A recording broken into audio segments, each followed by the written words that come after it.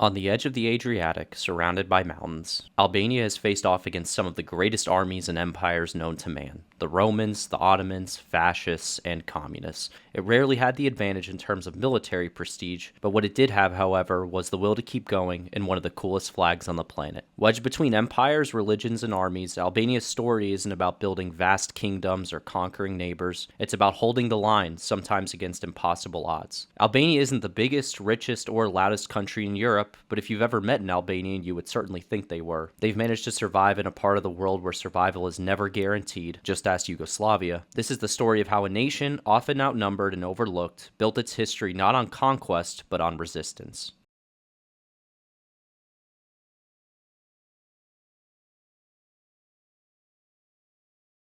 The story of the Albanians begins with the Illyrians, tribal people who lived in the Western Balkans long before the Romans took over. While their history remains vague, there are some blurbs and facts that we can use to help us trace back the Albanian culture we know today. The Illyrian people ruled the territory from modern-day Slovenia down through North Greece, and were skilled boat builders who ruled the Adriatic. This was long an issue for the Romans, who had dealt with piracy in this region, and is likely what led to the First Illyrian Wars. Their first interaction with the Romans would have been around 200 BC. According to historians, but the Roman conquest of the Illyrians didn't last long. During the 1st century AD, we witnessed the first of many Albanian uprisings, known as the Great Illyrian Uprising. By the 12th century, a distinct Albanian identity had taken shape, defined by its unique language and geography. Albanian, by the way, is its own branch of the Indo-European language tree, which is just a fancy way of saying it doesn't sound like anything else. It didn't borrow from the Latin, Greek, or Slavic languages like its neighbors did. Albania has a history of straying away from the meta, and their language is no different. All this combined with their knack for resisting Big Brother was the framework for what Albania was and still is today.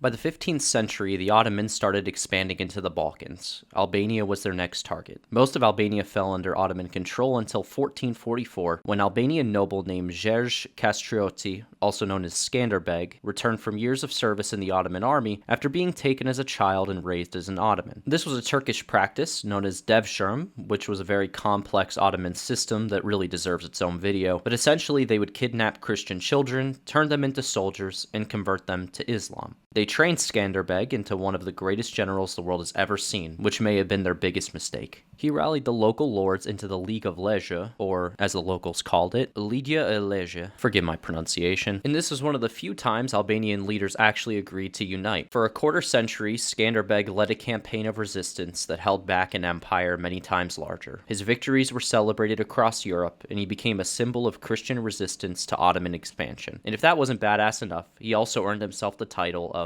the Dragon of Albania. He was the embodiment of the phrase, the man, the myth, the legend. When he ultimately died in 1468, the resistance faded, but the memory of what he achieved and the idea that Albania could stand on its own endured. Eventually, the Ottomans absorbed Albania into their empire completely, and over the centuries, many Albanians ended up converting to being Muslim. Some did so for practical reasons, like avoiding taxes or gaining access to military and administrative positions. Others simply adapted to life within the empire. To this day, Albania remains one of the only European countries with a majority Muslim population. However, in recent years, that number has grown smaller, with many projections showing that by 2030, this number will drop below 50%. The nation's conversion to Islam and Ottoman way of life, however, didn't erase their identity. Albanian language and customs survived, and this was especially true in the northern highlands, where Ottoman authority rarely reached. Governing those mountains was difficult, and the empire often decided it wasn't worth the trouble. So while Albania was technically an Ottoman territory for nearly 400 years, and never fully became Ottoman in character.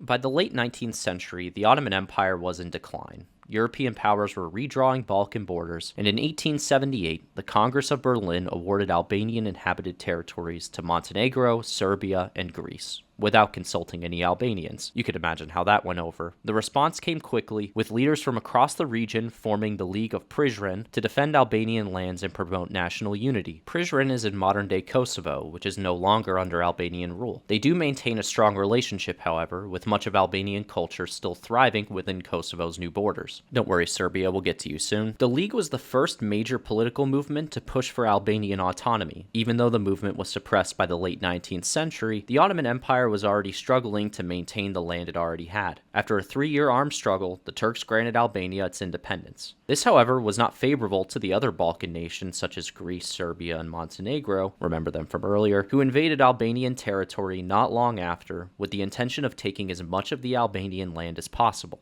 Ultimately, in 1912, there was an agreement to allow Albania full independence and autonomy, known as the Vlora Proclamation.